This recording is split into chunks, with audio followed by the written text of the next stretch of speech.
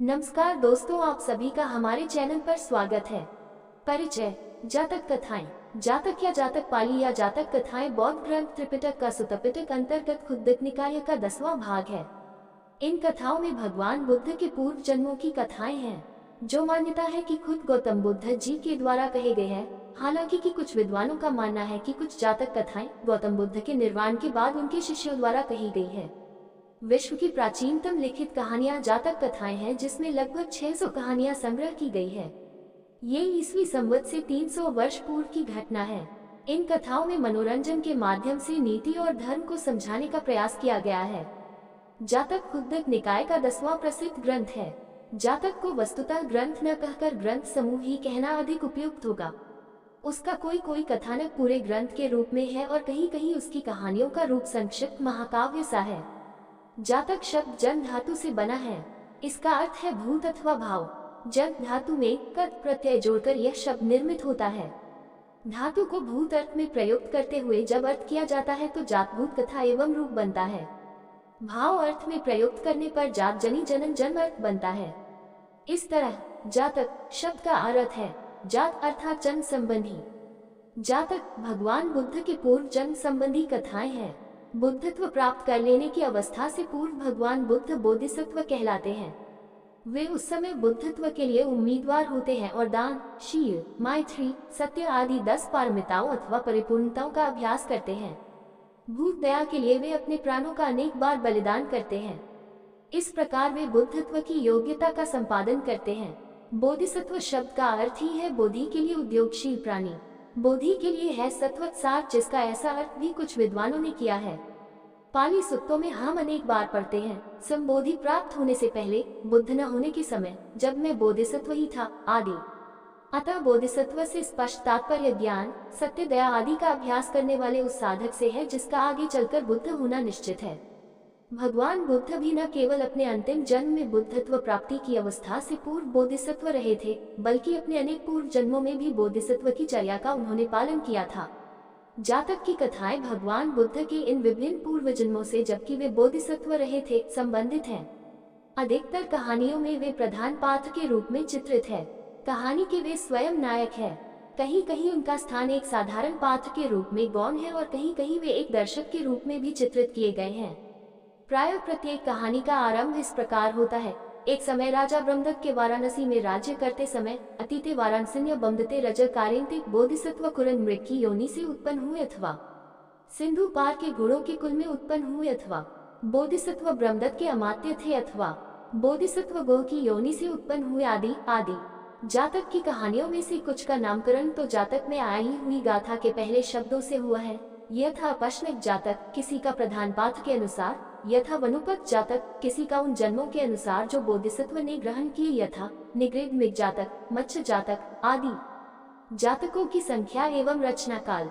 सभी जातक कथाएं गौतम बुद्ध के द्वारा कही गई है। जातक बुद्ध समकालीन है। जातकों की निश्चित संख्या कितनी है, इसका निर्णय करना बड़ा कठिन है। लंका, बर्मा और श्याम में प्रचलित परंपरा के अनुसार जातक 550 हैं। समंतपासादिका की निदान कथा में भी जातकों की संख्या इतनी ही बताई गई है। पनासा ढकनी पंचस्तानी जातकंती वेदितब। अट्ठसालिनी की निदान कथा में भी पनासादिकानी पंचजातकस्तानी है। संख्या मोटे तौर पर ही निश्चित की गई है। जातक के वर्तमान रूप में 547 जातक कहानियां पाई जाती हैं, पर यह संख्या भी केवल ऊपरी है। जात कथा वर्णनाकार ने विषय वस्तु की दृष्टि से इन्हें 5 वर्गों में विभाजित किया है। 1. पच्चुपनवत्थु बुद्ध की वर्तमान कथाओं का संग्रह है। 2. अतीतवत्थु, इसमें अतीत की कथाएं संग्रहित है। 3. गाथा। 4. व्याकरण, गाथाएं व्याख्यायित की गई है। 5. समोधन, इसमें अतीतवत्थु के पात्रों का बुद्ध के जीवन काल के पात्रों से संबंध बताया गया है। जातक की कई कहानियां अल्प रूपांतर के साथ 2 जगह भी पाई जाती है या एक दूसरे में समाविष्ट भी कर दी गई हैं, और इसी प्रकार कई जातक कथाएं सुत्तपिटक, विनय पिटक तथा अन्य पाली ग्रंथों में तो पाई जाती है, किंतु जातक के वर्तमान रूप में संग्रहित नहीं है। अतः जातकों की संख्या में काफी कमी की भी और वृद्धि की भी संभावना है। उदाहरणतः मुनिक जातक 30 और सालुक जातक 286 की कथा वस्तु एक ही सी है, किंतु केवल भिन्न भिन्न नामों से वह 2 जगह आई है। इसके विपरीत मुनिक जातक नाम के 2 जातक होते हुए उनकी भी कथा भिन्न भिन्न है। यही बात मत्स्य जातक नाम से दो जातक की भी है। कहीं कहीं दो स्वतंत्र जातकों को मिलाकर एक तीसरे जातक का निर्माण कर दिया गया है। उदाहरण के लिए पंचपंडित जातक 508 और दक्रक्षस जातक 517, ये दोनों जातक महाउमक जातक 546 में अंतर्भावित हैं। जो कथाएं जातक कथा के रूप में अन्यत्र पाई जाती हैं, किंतु जातक में संग्रहित नहीं है, उनका भी कुछ उल्लेख कर देना आवश्यक होगा।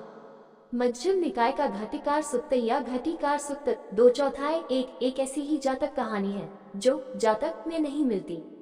इसी प्रकार दीर्घ निकाय का महागोविंद सुक्त 2/6 जो स्वयं जातक की निदान कथा में भी महागोविंद जातक के नाम से निर्दिष्ट हुआ है, जातक के अंदर नहीं पाया जाता है। इसी प्रकार धम्पद थक्था और मिलिंदपन में भी कुछ ऐसी जातक कथाएं उद्धृत की गई हैं जो जातक में संग्रहित नहीं है। अतः कुछ जातक निश्चित रूप से कितने हैं इसका ठीक निर्णय नहीं हो सकता।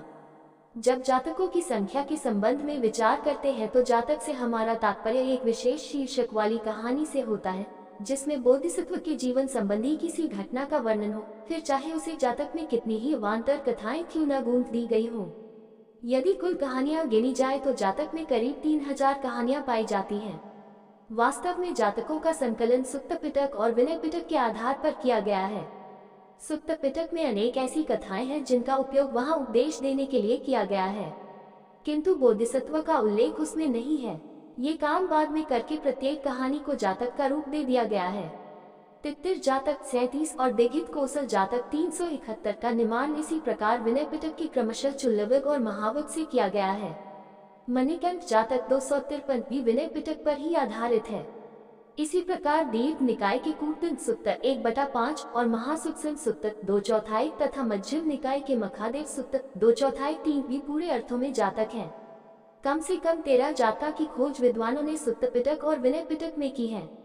यद्यपि राजकथा, चोर कथा एवं इसी प्रकार की भय, युद्ध, ग्राम, निगम, नगर, जनपद, स्त्री, पंधर, भूत प्रेत आदि संबंधी कथाओं को तिरस्चित, व्यर्थ की अधम कथाएं कहकर भिक्षु संघ में हेयता की दृष्टि से देखा जाता था, फिर भी उपदेश के लिए कथाओं का उपयोग भिक्षु लोग कुछ न कुछ मात्रा में करते ही थे। स्वयं भगवान ने भी उपमाओं और दृष्टांतों के द्वारा धर्म का उपदेश दिया है। बौद्ध संस्कृत ग्रंथ सद्धर्म पुंडरीक सूत्र के द्वितीय परिवर्त उपाय कौशल्य परिवर्त में भी कहा गया है कि बुद्ध अनेक दृष्टांतों से दृष्टांतशते ही तथा जातक पूर्वजन्म संबंधी कथाओं के द्वारा सब प्राणियों के कल्याणार्थ उपदेश करते हैं। बुद्ध के अलावा अन्य भारतीय संत भी उपनिषदों के काल से लेकर रामकृष्ण परमहंस के समय तक आख्यायिकाओं और दृष्टांतों के सहारे धर्मोपदेश करते रहे हैं। इसी प्रवृत्ति के आधार पर जातक कथाओं का विकास हुआ है। जन समाज में प्रचलित कथाओं को भी कहीं कहीं ले लिया गया है, किंतु उन्हें एक नया नैतिक रूप दे दिया गया है जो बौद्ध धर्म की एक विशेषता है। अतः सभी जातक कथाओं पर बौद्ध धर्म की पूरी छाप है। पूर्व परंपरा से चले आते हुए लोक आख्यानों का आधार उनमें हो सकता है, पर उनका संपूर्ण ढांचा बौद्ध धर्म के नैतिक आदर्श के अनुकूल है। बुद्ध वचनों का वर्गीकरण 9 अंगों के रूप में किया गया है, जिनके नाम हैं 1. सुक्त 2, ज्ञेय 3, व्याकरण 4, गाथा 5, उदान 6, इतिक्तुक 7, जातक 8, अभ्युत्थम और 9, वेदुल्य। सुक्त सूत्र का अर्थ है सामान्यतः बुद्ध उपदेश। दीर्घ निकाय सुक्त निपात आदि में गद्य में रखे हुए भगवान बुद्ध के उपदेश सुक्त हैं। गह्य केय पद्य मिश्रितांश सगातकम के ये कहलाते हैं। सब पी सगाथक सुक्तम गयम वेदितब। व्याकरण, व्याकरण, विवरण, विवेचन व व्याख्यापरक साहित्य है जो अभिधम पिटक तथा अन्य ऐसे ही अंशों में सन्निहित है। पद्य में रचित गाथा पाली श्लोक कहलाते हैं, यथा धम्पद आदि की गाथाएं। उदान का अर्थ है बुद्ध मुख से निकले हुए भाव में प्रीति उद्गार या ऊर्ध्व वचन। ये उद्गार सौम्यस्य की अवस्था में बुद्ध मुख से निकली हुई ज्ञानमय गाथाओं के रूप में है। सोमनसनन्मय गाथापटी संयुक्ता इतिवुतक का अर्थ है ऐसा कहा गया या ऐसा तथागत ने कहा। वुत्थितम भगवता से आरंभ होने वाले बुद्ध वचन इतिवुतक है। जातक का अर्थ है बुद्ध की पूर्व जन्म संबंधी कथाएं। ये जातक में संग्रहित है और कुछ अन्यत्र भी त्रिपिटक में पाई जाती है। अद्भुत धम्म अद्भुत धर्म वे सुक्त हैं जो अद्भुत वस्तुओं या योग संबंधी विभूतियों का निरूपण करते हैं। अंगुत्तर निकाय के चितारों में भिक्खुयाश्रिया अद्भुत धम्म आनंदे जैसे अंश अद्भुत धम्म है। वेदुल्ला वे उपदेश हैं जो प्रश्न और उत्तर के रूप में लिखे गए हैं, जिनमें आध्यात्मिक प्रसन्नता और संतोष प्राप्त करके प्रश्न पूछे जाएं। सब्बेपि वेदम च पुटिक च लुधा पुच्छिछता सुक्तंता वेदुल्लंति वेदितब्बा। चुल वेदल्ला सुत्तंत, महावेदल्ला सुत्तंत, सम्मादिथि सुत्तंत, सक्कपन सुत्तंत आदि इसके उदाहरण हैं। बुद्ध वचनों का ये 9 प्रकार का विभाजन उनकी शैली, स्वरूपों या नमूनों की दृष्टि से ही है, ग्रंथों की दृष्टि से नहीं। इतने प्रकार के बुद्ध उपदेश होते थे, यही इस वर्गीकरण का अभिप्राय है। बुद्ध वचनों का 9 अंगों में विभाजन, जिनमें जातक की संख्या 7वीं है, अत्यंत प्राचीन है। अतः जातक कथाएं सर्वांश में पाली साहित्य के महत्वपूर्ण एवं आवश्यक अंग हैं। उनकी संख्या के विषय में अनिश्चितता विशेषतः उनके समय समय पर सुत्त पिटक और विनय पिटक तथा अन्य स्रोतों से संकलन के कारण और स्वयं पाली पिटक के नाना वर्गीकरणों और उनके परस्पर सम्मिश्रण के कारण उत्पन्न हुई है। चुल निर्देश में हमें केवल 500 जातकों का पंचजातक सतानी का उल्लेख मिलता है। चीनी यात्री फाहियान ने 5वीं शताब्दी ईस्वी में 500 जातकों के चित्र लंका में अंकित हुए देखे थे। द्वितीय तृतीय शताब्दी ईस्वी पूर्व के भरहुत और सांची के स्तूपों में जातकों के चित्र अंकित मिले हैं, जिनमें से कम 27 या 29 जातकों के चित्रों की पहचान रायस डेविड्स ने की थी। तब से कुछ अन्य जातक कहानियों की पहचान भी इन स्तूपों की पाषाण वेष्टनियों पर की जा चुकी है। ये सब तथ्य जातक की प्राचीनता और उसके विकास के सूचक हैं। स्थविरवादी पाली साहित्य के समान संस्कृत बौद्ध धर्म के ग्रंथों में भी जातक कथाएं पाई जाती हैं। पाली के नवांग बुद्ध वचन की तरह यहाँ 12 अंग धर्म प्रवचन माने गए हैं। इन दोनों ही जगह जातक एक अंग या धर्म प्रवचन के भाग के रूप में विद्यमान है। बौद्ध संस्कृत ग्रंथ जातकमाला में जो आर्यशूर की रचना बताई जाती है, 34 जातक कथाएं मिलती है। आर्यशूर को लामा तारनाथ ने अश्वघोष का ही दूसरा नाम बताया है, परंतु ये ठीक नहीं जान पड़ता है। संभवतः वे 4th शताब्दी ईस्वी के कवि थे। लोकोत्तरवादियों के प्रसिद्ध ग्रंथ महावस्तु में जो 200 ईशून्य पूर्व से 400 ईशून्य तक के बीच के काल में लिखी गई करीब 80 जातक कथाएं मिलती है। इसमें से कुछ पाली जातक के समान है और कुछ ऐसी भी हैं जो पाली जातक में नहीं पाई जाती। रायस डेविड्स का कथन है कि जातक का संकलन और प्रणयन मध्य देश में प्राचीन जनकथाओं के आधार पर हुआ। विंटनिट्स ने भी प्रायः इसी मत का प्रतिपादन किया है। अधिकांश जातक बुद्धकालीन है। सांची और भरहुत के स्तूपों की पाषाण वेष्टनियों पर उनके दृश्यों का अंकित होना उनके पूर्व अशोककालीन होने का पर्याप्त साक्ष्य देता है। जातक के काल और कर्तृत्व के संबंध में अधिक प्रकाश उसके साहित्यिक रूप और विशेषताओं के विवेचन से पड़ेगा। प्रत्येक जातक कथा 5 भागों में विभक्त है। 1. पंचुपनवथु 2, अतीतवथु 3, गाथा 4, व्याकरण या अत्यवन्ना और 5. समोधन। पंचुपनवथु का अर्थ है वर्तमान काल की घटना या कथा। बुद्ध के जीवन काल में जो घटना घटी वह पंचुपनवथु है। उस घटना ने भगवान को किसी पूर्वजन्म के वृत्त को कहने का अवसर दिया। ये पूर्वजन्म का वृत्त ही अतीतवथु है। प्रत्येक जातक का कथा की दृष्टि सबसे अधिक महत्वपूर्ण भाग यह अतीतवथु ही है। इसी के अनुकूल पच्चपनवथु कहीं कहीं गढ़ ली गई प्रतीत होती है। अतीतवथु के बाद एक या अनेक गाथाएं आती हैं। इनका संबंध वैसे तो अतीतवथु से ही होता है, किंतु कहीं कहीं पच्चपनवथु से भी होता है।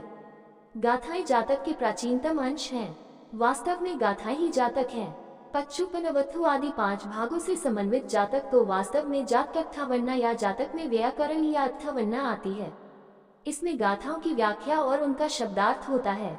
सबसे अंत में समोधन संवधान आता है, जिसमें अतीतवथु के पात्रों का बुद्ध के जीवन काल के पात्रों के साथ संबंध मिलाया जाता है। यथा उस समय अटारी पर से शिकार खेलने वाला शिकारी अब का देवदत्त था और कुरुंग मृग तो मैं था ही, आदि आदि। जातक में बुद्ध के पूर्व जन्मों की कथाएं संग्रहित है, जबकि उन्होंने बोधिसत्व के रूप में विभिन्न पारमिताएं पूरी की और बुद्धत्व के लिए योग्यता संपादित की। सुत्त पिटक के प्रथम 4 निकायों में बुद्ध के ऐतिहासिक रूप की ही प्रतिष्ठा है। बाद में जातक में तथा बुद्धवंश और चर्या पिटक में उनके ऐतिहासिक जीवन को पूर्व की कथाओं से संबद्ध कर दिया पाते हैं। जातक कथा की निदान कथा में बुद्ध जीवन के 3 निदान बताए गए हैं। दूरे निदान में अत्यंत दूर अतीत की बुद्ध जीवन की कथा है। ऐसा माना जाता है कि अत्यंत सुदूर अतीत में बुद्ध सुमित तपस्वी बनकर उत्पन्न हुए थे। उस समय उन्होंने दीपंकर बुद्ध में बड़ी निष्ठा दिखाई, जिसके परिणाम स्वरूप उन्होंने उन्हें आगे चलकर बुद्ध होने का आशीर्वाद दिया। अनेक जन्मों तक विभिन्न शरीर धारण करते हुए सुमेध तपस्वी की साधना चलती रही। अंत में वैश्यंतर राजा के रूप में शरीर त्याग कर वे तुषित लोक में गए। सुमेध तपस्वी के रूप से लेकर तुषित लोक में जाने तक की बुद्ध की यह साधना कथा दूर निदान के अंतर्गत है। 547 जातक कथाएं अपनक जातक से लेकर वैश्यंतर जातक तक बुद्ध जीवनी के इस दूरे निदान से ही संबंधित है। इन कथाओं से यहाँ तात्पर्य है इनमें वर्णित अतीतवथु इनका संबंध बुद्ध की जीवन कथा के दूरे निदान से है, अर्थात ये बहुत दूर अतीत की कथाएं हैं। लुम्बिनी वन में जन्म लेने के समय से लेकर बोधि प्राप्ति तक की कथा विदुरे निदान से संबंधित है, अर्थात वह इतने दूर अतीत की नहीं है। बोधि प्राप्ति से लेकर निर्वाण प्राप्ति तक की बुद्ध जीवनी संति के निदान के अंतर्गत है, अर्थात वह समीप की है। जातक की पच्चूपन अवधु में इसके कुछ अंश प्रस्तावना रूप में आते हैं। जातक की कहानियों में अतीतवक में बुद्ध जीवनी के दूरे निदान के अंदर समाविष्ट उनके पूर्व जन्मों की कहानियां आती है। ऐतिहासिक बुद्ध के जीवन की किसी घटना का उल्लेख कर इन दूरे निदान की कथाओं के कहने के लिए अवकाश निकाल लिया गया है, जो हो वास्तव में जातक का निर्माण करती है। प्रत्येक जातक के 5 अंगों के उपर्युक्त विवेचन से स्पष्ट है कि जातक गद्य पद्य मिश्रित रचनाएं हैं। गाथा पद्य भाग जातक का प्राचीनतम भाग माना जाता है।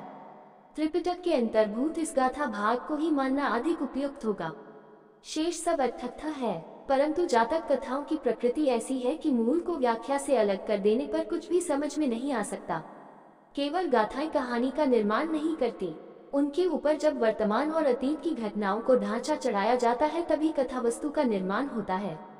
अतः पूरे जातक में उपर्युक्त 5 अवयवों का आना आवश्यक है, जिसमें गाथा भाग को छोड़कर शेष सब उसकी व्याख्या है, बाद का जोड़ा हुआ है।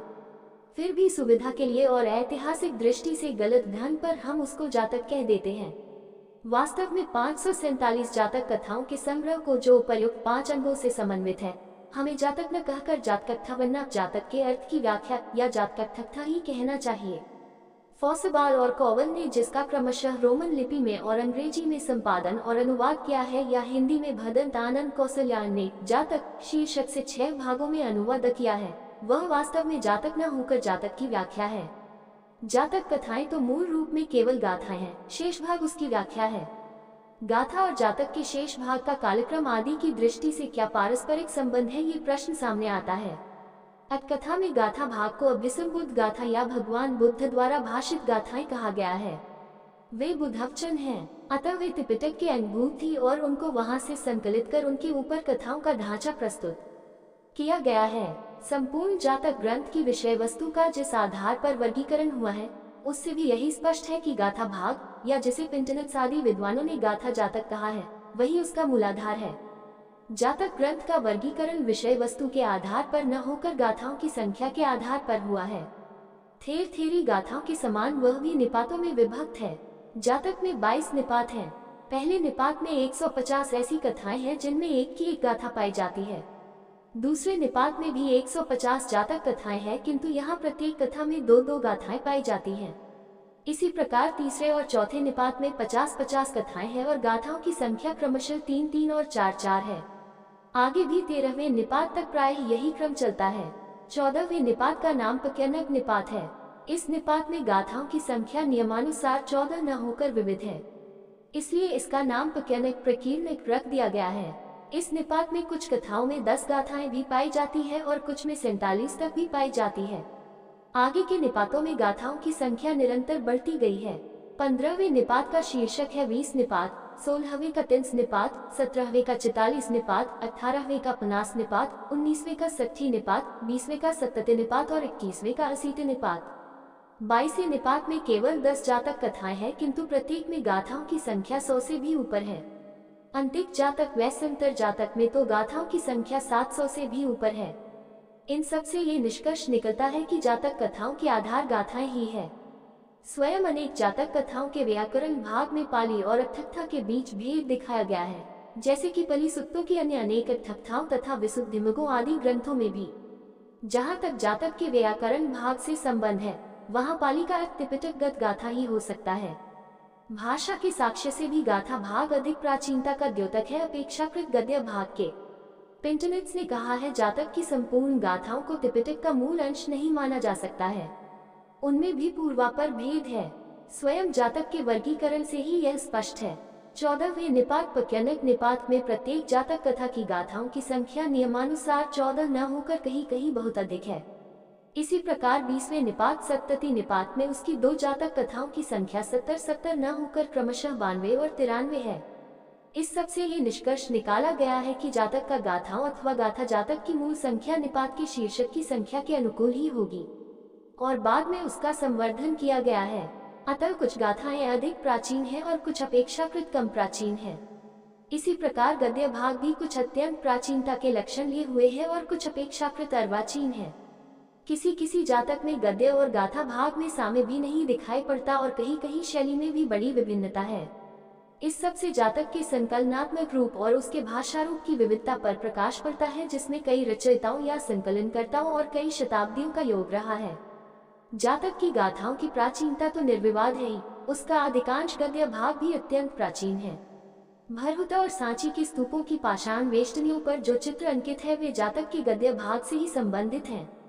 अतः जातक का अधिकांश गद्य भाग जो प्राचीन है, तृतीय द्वितीय शताब्दी ईस्वी पूर्व में इतना लोकप्रिय तो होना ही चाहिए कि उसे शिल्प कला का आधार बनाया जा सके। अतः सामान्यतः हम जातक को बुद्धकालीन भारतीय समाज और संस्कृति का प्रतीक मान सकते हैं। उसमें कुछ लक्षण और अवस्थाओं के चित्रण प्राग बुद्धकालीन भारत के भी है और कुछ बुद्ध के काल के बाद के भी है। जहाँ तक गाथाओं की व्याख्या और उनके शब्दार्थ का संबंध है, वह संभवतः जातक का सबसे अधिक अर्वाचीन अंश है। इस अंश के लेखक आचार्य बुद्ध घोष माने जाते हैं। गंधवंश के अनुसार आचार्य बुद्ध घोष ने ही जातकट्ठण्य की रचना की, किंतु ये संदिग्ध है। भाषा शैली की भिन्नता दिखाते हुए और कुछ अन्य निषेधात्मक कारण देते हुए डॉक्टर T.W. रायस डेविड्स ने बुद्ध घोष को जातकट्ठा वर्ण का रचयिता या संकलनकर्ता नहीं माना है।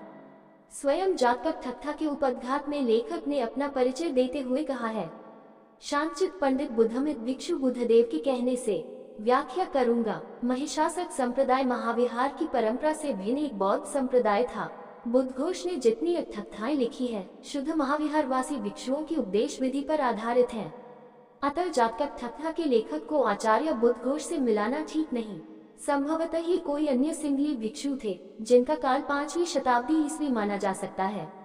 कथावस्तु एवं शैली। जातक कथाओं का रूप लोक साहित्य का है। उसमें पशु पक्षियों आदि की कथाएं भी है और मनुष्यों की भी है। जातकों के कथानक विविध प्रकार के हैं। विंटनेट्स ने मुख्यतः 7 भागों में उनका वर्गीकरण किया है।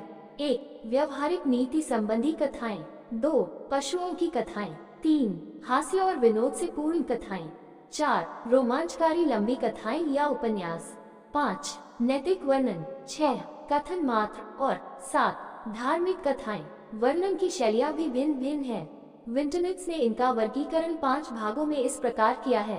1. गद्यात्मक वर्णन। 2. आख्यान, जिसके 2 रूप हैं, अपसंवादात्मक और आप वर्णन और संवादों का सम्मिश्रित रूप। 3. अपेक्षाकृत लंबे विवरण, जिनका आदि गद्य से होता है, किंतु बाद में जिनमें गाथाएं भी पाई जाती है। 4. किसी विषय पर कथित वचनों का संग्रह। 5. महाकाव्य या खंड काव्य के रूप में वर्णन। वानरेंद्र जातक 57, बिलारवत जातक 128, सीचम्मत जातक 189, सुनसुमार जातक 208 और संधिभीर जातक 349 आदि। जातक कथाएं पशु कथाएं हैं। ये कथाएं अत्यधिक महत्वपूर्ण हैं। विशेषतः इन्हीं कथाओं का गमन विदेशों में हुआ है। व्यंग्य का पुट भी यहाँ अपने काव्यात्मक रूप से दृष्टिगोचर होता है। प्रायः पशुओं की तुलना में मनुष्यों को हीन दिखाया गया है। एक विशेष बात यह है कि व्यंग्य किसी व्यक्ति पर न कर संपूर्ण जाति पर किया गया है। एक बंदर कुछ दिनों के लिए मनुष्यों के बीच आकर रहा, बाद में अपने साथियों के पास जाता है। साथी पूछते हैं, मनुष्यों के समाज में रहे हैं, उनका बर्ताव जानते हैं, हमें भी कहें, हम उसे सुनना चाहते हैं। मनुष्यों की करनी मुझसे मत पूछो, कहे हम सुनना चाहते हैं। बंदर ने कहना शुरू किया, हिरण्य मेरा, सोना मेरा। यही रात दिन में चिल्लाते हैं। घर में 2 लोग रहते हैं, एक को मूंछ नहीं होती, उसके लंबे केश होते हैं, वेणी होती है और कानों में छेद होते हैं। उसे बहुत धन से खरीदा जाता है, वो सब जनों को कष्ट देता है। बंदर कह ही रहा था कि उसके साथियों ने कान बंद कर लिए, मत कहे मत कहे। इस प्रकार के मधुर और अनूठे व्यंग्य के अनेकों चित्र जातक में मिलेंगे।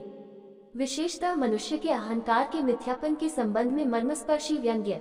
महापिंगल जातक 240 में, ब्राह्मणों की लोभावृत्ति के संबंध में सिगाल जातक 113 में, एक अति बुद्धिमान तपस्वी के संबंध में अवारिया जातक 376 में है।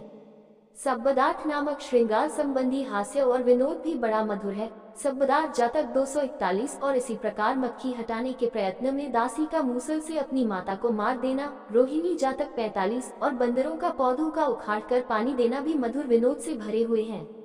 इसी प्रकार रोमांच के रूप में महाउम्मक जातक 546 आदि, नाटकीय आख्यान के रूप में छदक जातक 514 आदि, एक ही विषय पर कहे हुए कथनों के संकलन के रूप में कुणाल जातक 536 आदि, संक्षिप्त नाटक के रूप में उम्मदंती जातक 527 आदि, नीतिपरक कथाओं के रूप में गुण जातक 157 आदि, पूरे महाकाव्य के रूप में पैसंतर जातक 547 आदि एवं ऐतिहासिक संवादों के रूप में संकिच जातक 530 और महानाटकसव जातक 544 आदि अनेक प्रकार के वर्णनात्मक आख्यान जातक में भरे पड़े हैं, जिनकी साहित्यिक विशेषताओं का उल्लेख यहाँ अत्यंत संक्षिप्त रूप में भी नहीं किया जा सकता। साहित्य और सभ्यता के इतिहास में जातक का स्थान। बुद्धकालीन भारत के समाज, धर्म, राजनीति, भूगोल, लौकिक विश्वास, आर्थिक एवं व्यापारिक अवस्था एवं सर्वाधिक जीवन की पूरी सामग्री हमें जातक में मिलती है। जातक केवल लोक कथाओं का प्राचीनतम संग्रह भर नहीं है, बौद्ध साहित्य में तो उसका स्थान सर्वमान्य है ही। स्थविरवाद के समान महायान में भी उसकी प्रभुत महत्ता है, यद्यपि उसके रूप के संबंध में कुछ थोड़ा बहुत परिवर्तन है। बौद्ध साहित्य के समान समग्र भारतीय साहित्य में और इतना ही नहीं, समग्र विश्व साहित्य में जातक का एक महत्वपूर्ण स्थान है। इसी प्रकार भारतीय सभ्यता के एक युग का ही वह निदर्शक नहीं है, बल्कि उसके प्रसार की एक अद्भुत गाथा भी जातक में समाये हुए हैं। विशेषतः भारतीय इतिहास में जातक के स्थान को कोई दूसरा ग्रंथ नहीं ले सकता। बुद्धकालीन भारत के सामाजिक, आर्थिक, राजनीतिक जीवन को जानने के लिए जातक एक उत्तम साधन है। चूंकि उसकी सूचना प्रासंगिक रूप से ही दी गई है, इसलिए वह और भी अधिक प्रामाणिक है और महत्वपूर्ण भी। जातक के आधार पर यहाँ बुद्धकालीन भारत का संक्षिप्ततम विवरण भी नहीं दिया जा सकता। जातक की निदान कथा में हम तत्कालीन भारतीय भूगोल संबंधी महत्वपूर्ण सूचना पाते हैं। जातक में कहा गया है कि जम्बूद्वीप भारत का विस्तार 10,000 योजन है। मध्य प्रदेश की सीमाओं का उल्लेख वहाँ इस प्रकार किया गया है। मध्य देश की पूर्व दिशा में कजंगला नामक कस्बा है, उसके बाद बड़े शाल के वन है और फिर आगे सीमांत देश। पूर्व दक्षिण में सललवती नामक नदी है, उसके आगे सीमांत देश। दक्षिण दिशा में सेतकनिक नामक कस्बा है, उसके आगे सीमांत देश। पश्चिम दिशा में थूम नामक ब्राह्मण ग्राम है, उसके बाद सीमांत देश। उत्तर दिशा में उशीरध्वज नामक पर्वत है, उसके बाद सीमांत देश। ये वर्णन यहाँ विनय पिटक से लिया गया है और बुद्धकालीन मध्य देश की सीमाओं का प्रामाणिक परिचायक माना जाता है। जातक के इसी भाग में निरंजना, अनोमा आदि नदियों, पांडव पर्वत, व्यवहार गिरी, गयासीस आदि पर्वतों, उरुवेला, कपिलवस्तु, वाराणसी, राजगृह, लुम्बिनी, वैशाली, श्रावस्ती आदि नगरों और स्थानों एवं उत्कल देश उड़ीसा का तथा यष्टिवन, लिटिठवन आदि वनों का उल्लेख मिलता है। संपूर्ण कोसल और मगध का तो उसके ग्रामों, नगरों, नदियों और पर्वतों के सहित वह पूरा वर्णन उपस्थित करता है। 16 महाजनपदों अंग, मगध, काशी, कोसल, विज्जी, मलचेदी, वत्स, कुरु, पांचाल, मच्छा, मत्स्य, सूरसेन, शूरसेन, अस्सक, अश्मक, अवती, गंधार और कम्बोज का विस्तृत वर्णन हमें असंपादन जातक में मिलता है। महासुत्सोम जातक 537 में कुरु देश का विस्तार 300 योजन बताया गया है। इसी प्रकार धूमकारी जातक 413 तथा 10 ब्राह्मण जातक 415 में कहा गया है कि युधिष्ठिर गोत्र के राजा का उस समय वहां राज्य था। कुरु देश की राजधानी इंद्रप्रस्थ का विस्तार 7 योजन महासुत्सोम जातक 537 तथा विदुर पंडित जातक 545 में दिया गया है। धनंजय, कौरव्य और सुत्सोम आदि कुरु राजाओं के नाम कुरुधम जातक 276, धूमकारी जातक 413, संभव जातक 515 और विदुर पंडित जातक 545 में आते हैं। उत्तर पंचाल के लिए कुरु और पंचाल वंशों में झगड़ा चलता रहा, इसकी सूचना हम चंपैया जातक 506 तथा अन्य अनेक जातकों में पाते हैं। कभी वह कुरु राष्ट्र में सम्मिलित हो जाता था, सोमंस जातक 415 और कभी कुंपिल राष्ट्र में भी, जिसका साक्ष्य ब्रह्मदत्त जातक 323, चैदिस जातक 513 और गणतेन्दु जातक 520 में विद्यमान है। पंचाल राज दुर्मुख निमि का समकालिक था, इसकी सूचना हमें कुंभकार जातक में मिलती है। अस्सक, अश्मक राष्ट्र की राजधानी पोतन या पोतली का उल्लेख हमें चुल्लकालीन जातक 301 में मिलता है। मिथिला का विस्तार सुरुचि जातक 489 और गंधार जातक 406 में 7 योजन बताया गया है। महाजनक जातक 539 में मिथिला का बड़ा सुंदर वर्णन उपलब्ध होता है, जिसकी तुलना महाभारत 3.206.6-9 से की जाती है। सागर नगर का वर्णन कालिंग बोधि जातक 479 और कुश जातक 531 में है। काशी राज्य के विस्तार का वर्णन ध्वजविदेह जातक 391 में है। उसकी राजधानी वाराणसी के केतुमती, सुरुंधन, सुदसन, ब्रह्मवर्धन, पुफुती, ब्रह्मंगा और मोहिनी आदि नाम थे। ऐसा साक्ष्य अनेक जातकों में मिलता है। तंदुल नाली जातक 5 में वाराणसी के प्राकार का वर्णन है। तेलपत जातक 96 और सुसीम जातक 163 में वाराणसी से तक्षशिला की दूरी 2000 योजन बताई गई है। कुंभकार जातक 408 में गंधार के राजा नगजी या नग्नजित का वर्णन है। कुश जातक 531 में मल्लराष्ट्र और उसकी राजधानी कुसावती या कुसिनारा का वर्णन है। चंपैया जातक 506 में अंग और मगध के संघर्ष का वर्णन है। इसी प्रकार रूपधम जातक और फंदन जातक में शाक्य और कोलियों के रोहिणी नदी के पानी को लेकर झगड़े का वर्णन है। वत्स राज्य और उसके अधीन भगर राज्य की सूचना धोनसाक जातक 353 में मिलती है। इंद्रिय जातक में सूर्ठवती, दक्षिणापथ, दंतकवन, कुंभवती नगर आदि का वर्णन है। संरभक जातक में सूर्च देश का वर्णन है। सालितक जातक और कुरुधम जातक से हमें पता चलता है कि अचिरवती नदी श्रावस्ती में होकर बहती थी। सरभंग जातक में गोदावरी नदी का भी उल्लेख है और उसे कविठ वन के समीप बताया गया है। गंधार जातक में कश्मीर गंधार का उल्लेख है। कने जातक में सक्स संकाश्य का उल्लेख है। चंपैया जातक से हमें सूचना मिलती है कि चंपा नदी अंग और मगध जनपदों की सीमा पर होकर बहती थी। गंगमाल जातक में गंधमादन पर्वत का उल्लेख है। बिंबिसार संबंधी महत्वपूर्ण सूचना जातकों में भरी पड़ी है। महाकोसल की राजकुमारी कोसला देवी के साथ उसके विवाह का वर्णन और काशी गांव की प्राप्ति का उल्लेख हरितमा जातक 239 और बड्ढकी सुक जातक 283 में है। मगध और कोसल के संघर्षों का और अंत में उनकी एकता का उल्लेख बड्ढकी सुका जातक, कुम्मास्पिन जातक, तक्षसुका जातक और भद्रसार जातक आदि अनेक जातकों में है। इस प्रकार बुद्धकालीन राजाओं, राज्यों, प्रदेशों, जातियों, ग्रामों, नगरों, नदियों, पर्वतों आदि का पूरा विवरण हमें जातकों में मिलता है। तिलमुठी जातक 252 में हमें तक्षशिला विश्वविद्यालय का एक उत्तम चित्र मिलता है। संकपाल जातक 524 और दरिमुख जातक 378 में मगध के राजकुमारों के तक्षशिला में शिक्षार्थ जाने का उल्लेख है। तक्षशिला में शिक्षा के विधान, पाठ्यक्रम, अध्ययन विषय, उनके व्यवहारिक और सैद्धांतिक पक्ष, निवास, भोजन, नियंत्रण आदि के विषय में पूरी जानकारी हमें जातकों में मिलती है। वाराणसी, राजगृह, मिथिला, उज्जैनी, श्रावस्ती, कौशाम्बी, तक्षशिला आदि प्रसिद्ध नगरों को मिलाने वाले मार्गों का तथा स्थानीय व्यापार का पूरा विवरण हमें जातकों में मिलता है। काशी से चेदी जाने वाली सड़क का उल्लेख वेदबब जातक 48 में है। क्या क्या पेशे उस समय लोगों में प्रचलित थे, कला और दस्तकारी की क्या अवस्था थी तथा व्यवसाय किस प्रकार होता था, इसके अनेक चित्र हमें जातकों में मिलते हैं। बाविरु जातक 339 और सुसंधी जातक 360 से हमें पता लगता है कि भारतीय व्यापार विदेशों से भी होता था और भारतीय व्यापारी सुवर्ण भूमि बर्मा से मलाया तक का प्रदेश तक व्यापार के लिए जाते थे। भरूकच उस समय एक प्रसिद्ध बंदरगाह था। सुसंधी जातक में हमें इसका उल्लेख मिलता है। जल के मार्गों का भी जातकों में स्पष्ट उल्लेख है। लौकिक विश्वासों आदि के बारे में देवधम जातक 6 और नलपान जातक 20 आदि में समाज में स्त्रियों के स्थान के संबंध में अनुभूत जातक 62 आदि में दासों आदि की अवस्था के संबंध में कटाहक जातक 125 आदि में सुरापान आइदा के संबंध में सुरापान जातक 81 आदि में यज्ञ में जीव हिंसा के संबंध में दुम्मेद जातक 50 आदि में व्यापारिक संघों और डाकुओं के भय आदि के संबंध में खुर्द जातक 265 और तत्कालीन शिल्पकला आदि के विषय में महाउम्मक जातक 546 आदि में प्रभूत सामग्री भरी पड़ी है, जिसका यहाँ विवरण देना अत्यंत कठिन है। जिस समय का जातक में चित्रण है उसमें वर्ण व्यवस्था प्रचलित थी। ब्राह्मणों का समाज में उच्च स्थान था। ब्राह्मण और क्षत्रिय ये दो वर्ण उच्च माने जाते थे। दासों की प्रथा प्रचलित थी।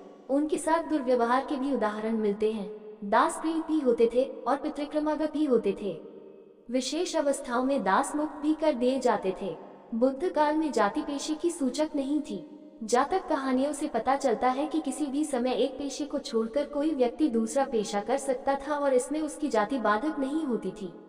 विवाह संबंध प्रायः समान जातियों और कुलों सामाजिक कुल में अच्छे माने जाते थे। उत्सवों में पुरुषों के साथ स्त्रियां भी सम्मिलित होती थीं। अनेक प्रकार के उत्सव बुद्ध काल में होते रहते थे और उनमें मांस मछली के भोजन के साथ साथ सुरापान भी चलता था। स्त्रियों के सदाचार को अक्सर जातक की कहानियों में संशय की दृष्टि से देखा गया है। कहा गया है कि सत्य का होना उनमें सुदुर्लभ ही है। सच तेसर सुदुर्लभ, परंतु भार्या के रूप में स्त्री की प्रशंसा की गई है और उसे परम सखा बताया गया है। भार्या नाम परमा सखा। शिल्पों का समाज में आदर था। वेश्याओं के प्रभुत्व वर्णन जातक में मिलते हैं। इस समय ये प्रथा विद्यमान थी। इसी प्रकार द्यूत का व्यसन भी प्रचलित था। विदुर पंडित जातक में हम धनंजय कौरव्य को जुआ खेलते देखते हैं। शासन में रिश्वत चलती थी। कन्वेर जातक में हम एक कोतवाल को रिश्वत लेते देखते हैं। शकुनों में और फलित ज्योतिष में लोगों का विश्वास था। छींक आने को अपशकुन मानते थे और जब कोई छींकता था तो उससे लोग कहते थे, जीव ये अब चिंजीव हो। सत्य क्रिया सच क्रिया में लोगों का विश्वास था। मूकबक जातक में हम देखते हैं कि काशीराज की रानी ने सत्य क्रिया के बल से संतान प्राप्त की। इसी प्रकार बट्टक जातक में कहा है कि एक बटेर के बच्चे ने अपने सत्य क्रिया बल से वृक्ष में लगी आग को बुझा दिया। वयं प्राप्त कुमारिकाओं को अपना वर खोजने की स्वतंत्रता थी, ऐसा अंग जातक से पता चलता है। संकिच जातक में पत्नी को धनिक कीता कहा गया है।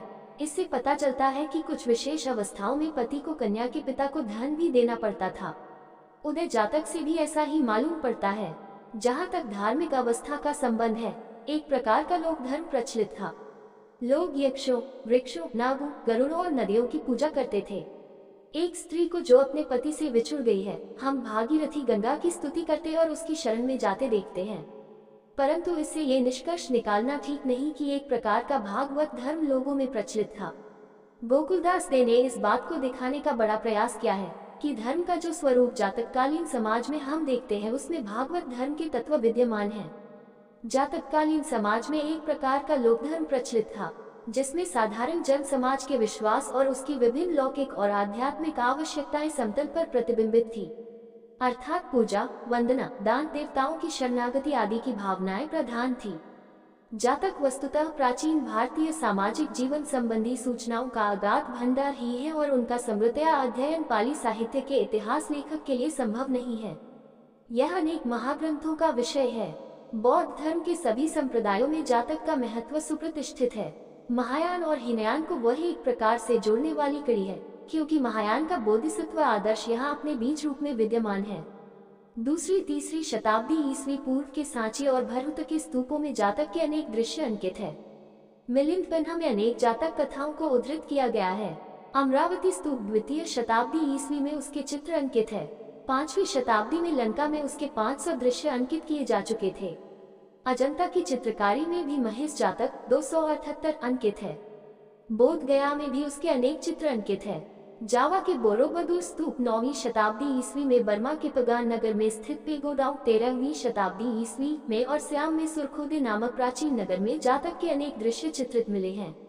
अतः जातक का महत्व भारत में ही नहीं, भारत के बाहर भी स्थविरवाद बौद्ध धर्म में ही नहीं, बौद्ध धर्म के अन्य अनेक रूपों में भी प्रतिष्ठित है। कालक्रम की दृष्टि से वैदिक साहित्य की शुनश्चेप की कथा, यम यमी संवाद, पुरूरवा उर्वशी संवाद आदि कथानक ही बुद्ध पूर्व काल के हो सकते हैं। छांदोग्य और बृहदारण्यक आदि कुछ उपनिषदों की आख्यायिकाएं भी बुद्ध पूर्व काल की मानी जा सकती है, और इसी प्रकार ऐत्रेय और शतपथ ब्राह्मण की कुछ आख्यान भी बुद्ध पूर्व काल की माने जा सकते हैं। इनका भी जातकों से और सामान्यतः पाली साहित्य से घनिष्ठ संबंध है। तेविज सुत्त में अट्टक, वामुक, वामदेव, विश्वामित्र, यमदग्नि, अहि रघेरा, भारद्वाज, वशिष्ठ, काश्यप और भृगु इन 10 मंत्रकर्ता ऋषियों के नामों के साथ साथ ऐत्रेय ब्राह्मण, तैत्तिरीय ब्राह्मण, छांदोग्य ब्राह्मण और छंदावा ब्राह्मण का भी उल्लेख हुआ है। मज्जन निकाय के असलायन सुक्तंत के आश्वलायन ब्राह्मण को प्रश्नोपनिषद के आश्वलायन से मिलाया गया है। मज्जन निकाय के आश्वलायन श्रावस्ती निवासी है और वेद वेदा रघे में पार रघेत है। इसी प्रकार प्रश्नोपनिषद के आश्वालन भी वेद वेदा रघे के महापंडित है और कौशल्य कोसल निवासी है। जातकों में भी वैदिक साहित्य के साथ निकट संपर्क के अनेक लक्षण पाए जाते हैं। उद्दालक जातक 487 में उद्दालक की तक्षशिला जाने और वहां एक लोक विश्रुत आचार्य की सूचना पाने का उल्लेख है। इसी प्रकार सेतुकेतु जातक में उद्दालक के पुत्र श्वेतुकेतु का कलाओं की शिक्षा प्राप्त करने के लिए तक्षशिला जाने का उल्लेख है। शतपथ ब्राह्मण के उद्दालक को हम उत्तरापथ में भ्रमण करते हुए देखते हैं। अतः इससे ये निष्कर्ष निकालना असंगत नहीं है कि जातकों के उद्दालक और श्वेतुकेतु ब्राह्मण ग्रंथों और उपनिषदों के इन नामों के व्यक्तियों से भिन्न नहीं है। जर्मन विद्वान लूडर्स ने सेतुकेतु जातक 377 में आने वाली गाथाओं को वैदिक आख्यान और महाकाव्य युगीन काव्य को मिलाने वाली कड़ी कहा है, जो समुचित ही है। इसी प्रकार सिंगली विद्वान मलरसेकर का कहना है कि जातक का संबंध भारतीय साहित्य की उस आख्यान विधा से है जिससे उत्तरकालीन महाकाव्यों का विकास हुआ है। रामायण और महाभारत के साथ जातक की तुलना करते समय हमें ये ध्यान रखना चाहिए कि इन दोनों ग्रंथों के सभी अंश बुद्ध पूर्व युग के नहीं हैं। रामायण के वर्तमान रूप में 2400 श्लोक पाए जाते हैं। रामायण में कहा भी गया है, चतुर्विंश सहस्राणि श्लोकानाम उक्तवान ऋषिः। किंतु बौद्ध महाविभाषा शास्त्र कात्यायनी पुत्र के ज्ञान प्रस्थान शास्त्र की व्याख्या से सिद्ध है कि द्वितीय शताब्दी ईस्वी में भी रामायण में केवल 12,000 श्लोक थे। रामायण 2:10934 में बुद्ध तथागत का उल्लेख मिलता है। इसी प्रकार शक, यवन आदि के साथ संघर्ष का वर्णन है। किष्किंधा कांड में सुग्रीव के द्वारा कुरु मंत्र और हिमालय के बीच में यवनों और अशकों के देश और नगरों को स्थित बताया गया है। इससे सिद्ध है कि जिस समय में अंश लिखे गए थे, ग्रीक और सिथियन लोग पंजाब के कुछ प्रदेशों पर अपना आधिपत्य जमा चुके थे। अतः रामायण के काफी अंश महाराज बिंबिसार या बुद्ध के काल के बाद लिखे गए। महाभारत में इसी प्रकार ऐडुको बौद्ध मंदिरों का स्पष्ट उल्लेख है। बौद्ध विशेषण चातुर महाराजिक भी वहां आया है। रोमन लोगों का भी वर्णन है। इसी प्रकार सिथियन और ग्रीक आदि लोगों का भी वर्णन है। आदि पर्व में महाराज अशोक को महासुर कहा गया है और महावीर प्राजता के रूप में उसकी प्रशंसा की गई है। शांति पर्व में विष्णुगुप्त कौटिल्य द्वितीय शताब्दी ईस्वी पूर्व के शिष्य कामंदक का भी अर्थविद्या के आचार्य के रूप में उल्लेख है। इस प्रकार अनेक प्रमाणों के आधार पर सिद्ध है कि महाभारत के वर्तमान रूप का काफी अंश बुद्ध, अशोक और कौटिल्य विष्णुगुप्त के बाद के युग का है। जातक की अनेक गाथाओं और रामायण के श्लोकों में अद्भुत समानता है। दशरथ जातक 461 और देवथम जातक 6 में हमें प्रायः राम कथा की पूरी रूपरेखा मिलती है। जैगदीश जातक 513 में राम का दंडकारण्य जाना दिखाया गया है। इसी प्रकार साम जातक 540 की सदृशता रामायण 2:63-25 से है और विंटनिट्स के मत में जातक का वर्णन अधिक सरल और प्रारंभिक है। वैश्यंतर जातक के प्रकृति वर्णन का साम्य इसी प्रकार वाल्मीकि के प्रकृति वर्णन से है और इस जातक की कथा के साथ राम की कथा में भी काफी सदृशता है।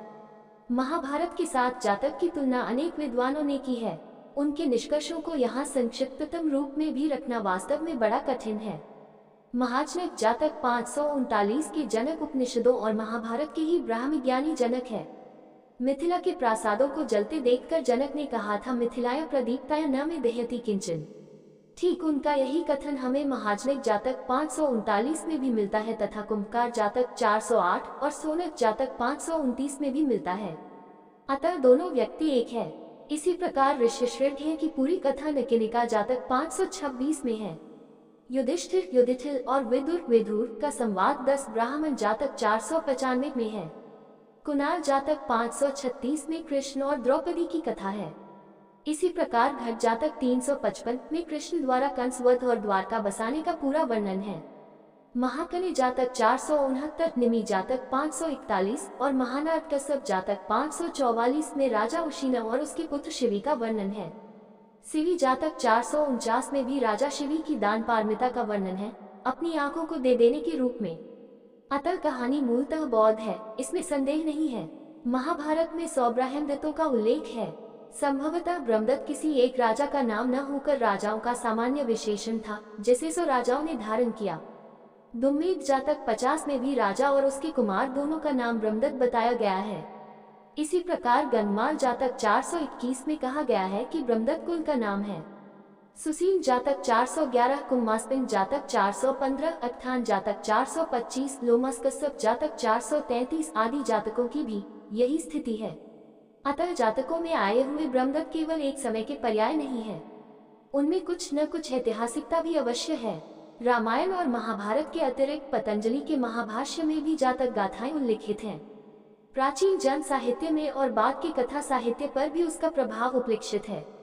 प्रथम शताब्दी ईस्वी में गुणाढ्य ने पैशाची प्राकृत में अपनी वटकहा बृहत कथा लिखी जो आज अप्राप्त है, परंतु सोमदेव ने जो स्वयं बौद्ध थे 11वीं-12वीं शताब्दी में अपना कथा सरितसागर बृहत कथा के आधार पर ही लिखा और उसमें अनेक कहानियों के मूल स्रोत भी जातक में दिखाई पड़ते हैं।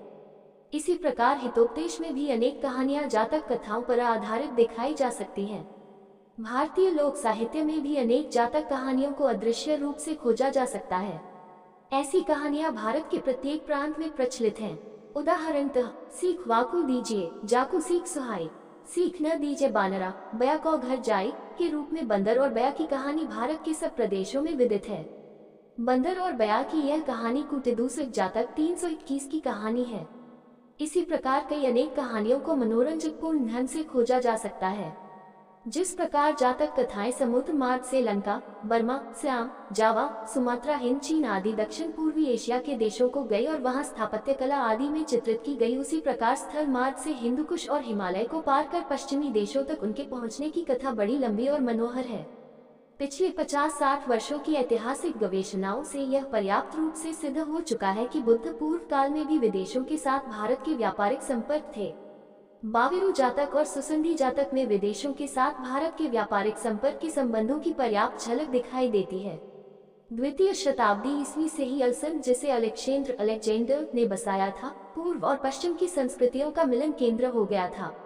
वस्तुतः पश्चिम में भारतीय साहित्य और विशेषतः जातक कहानियों की पहुंच अरब और उनके बाद ग्रीक लोगों के माध्यम से हुई। पंचतंत्र में अनेक जातक कहानियां विद्यमान हैं, ये तथ्य सर्वविदित है। 6वीं शताब्दी ईस्वी में पंचतंत्र का अनुवाद पहलवी भाषा में किया गया। 8वीं शताब्दी में कलेला दमना शीर्षक से उसका अनुवाद अरबी में किया गया। कलेला दमना शब्द कारकट और दमनक के अरबी रूपांतर हैं।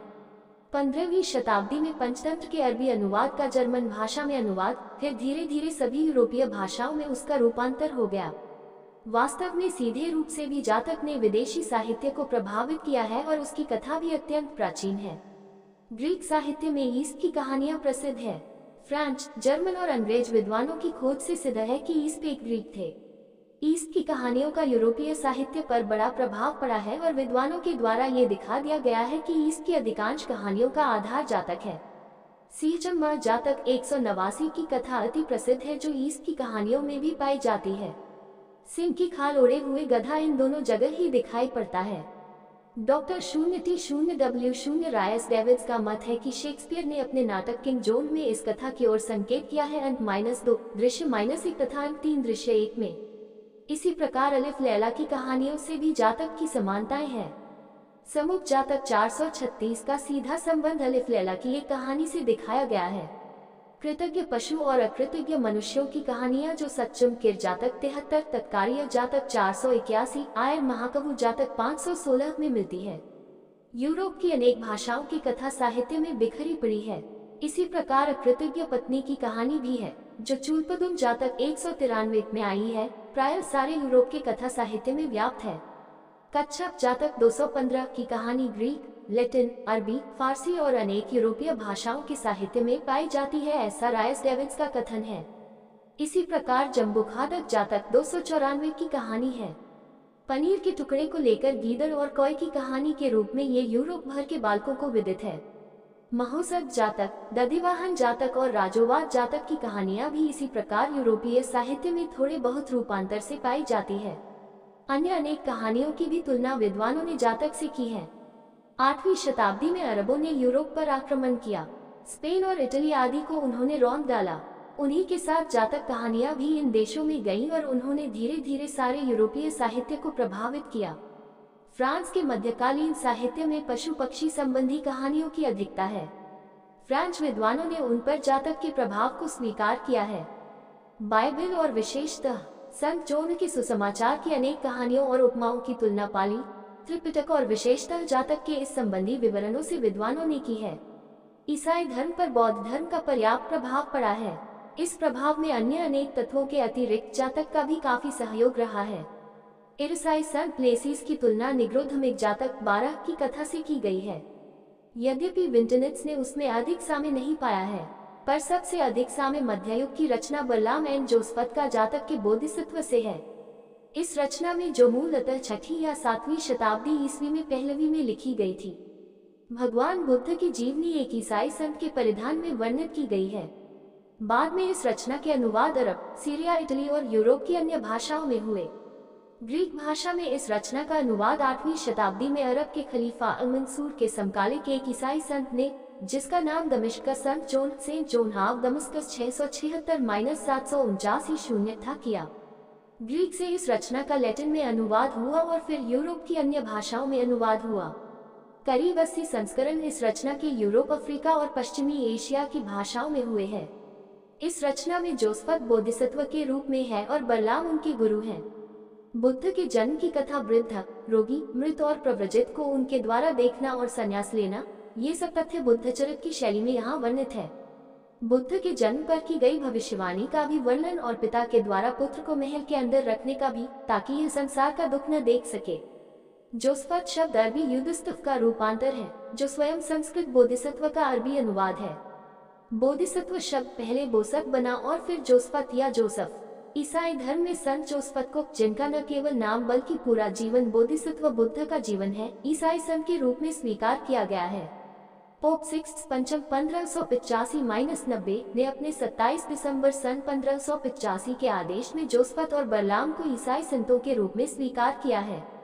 इस प्रकार ईसाई परिधान में मध्यकालीन यूरोप बोधिसत्व बुद्ध को पूजता रहा। मध्ययुगीन ईसाई यूरोप पर बौद्ध धर्म के प्रभाव का ये प्रतीक है। यह एक बड़ी अद्भुत किंतु ऐतिहासिक रूप से सत्य बात है। डॉक्टर 0T0W0 रायस डेविड्स ने शेक्सपियर के मर्चेंट ऑफ वेनिस में 3 दिव्यों तथा आत्स मास के वर्णन में तथा एज यू लाइक इट में बहुमूल्य रत्नों के विवरण में जातक के प्रभाव को ढूंढ निकाला है एवं स्लिवोनिक जाति के साहित्य में तथा प्रायः सभी पूर्वी यूरोप के साहित्य में जातक के प्रभाव की विद्यमानता दिखाई है। भिक्षु शीलभद्र ने पर्याप्त उदाहरण देकर सिद्ध किया है कि निमी जातक 541 की 14वीं शताब्दी के इटालियन कवि दांते की प्रसिद्ध रचना का आधार है। जर्मन विद्वान बेनफे ने जातक को विश्व को कथा साहित्य का उद्गम कहा है, जो तथ्यों के प्रकाश में अतिशयोक्ति नहीं कहा जा सकता है। इस प्रकार भारतीय साहित्य और संस्कृति के साथ विश्व के साहित्य और सभ्यता के इतिहास में जातक का स्थान महत्वपूर्ण है। दोस्तों, वीडियो अच्छा लगा हो तो लाइक शेयर सब्सक्राइब जरूर। धन्यवाद।